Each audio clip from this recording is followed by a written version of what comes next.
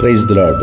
నేటి వాక్యము కీర్తనల గ్రంథము 30వ అధ్యాయము 5వ వచనం. ఆయన కోపము నిమిషమాత్రముండును, ఆయన దయ ఆయుష్కాలమంతయు నిలుచును. సాయంకాలమును ఏడ్పు వచ్చి రాత్రి ఉండినను, ఉదయమున సంతోషము కలుగును.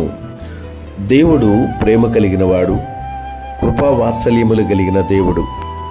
సమస్త మానవులను ప్రేమించి దేవుడై ఉన్నాడు. ఆయన కనికర సంపన్నుడు.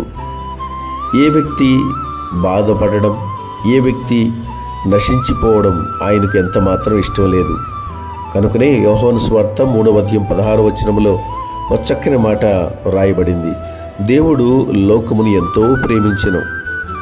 కనుక ఆ ప్రేమతో ప్రతి మానవుణ్ణి ఆయన ఆదరించే దేవుడిగా ఉన్నాడు.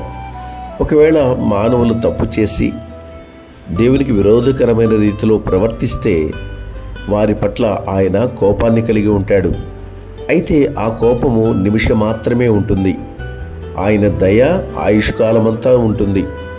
కాబట్టి ఒకవేళ ఆయన మన మీద కోపపడినా ఆ కోపమంతా కూడా కొద్ది సమయమే ఆయన మన మీద ఉంచి మిగతా సమయమంతా మన జీవితాలలో దయను వాత్సల్యతను అనుగ్రహించి మనల్ని ఎంతగానో సంతోషింపచేసే దేవుడిగా ఉన్నారు.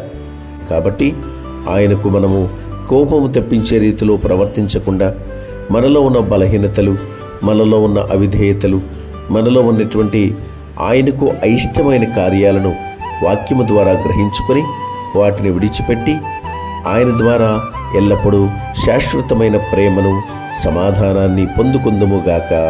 ఆమేన్.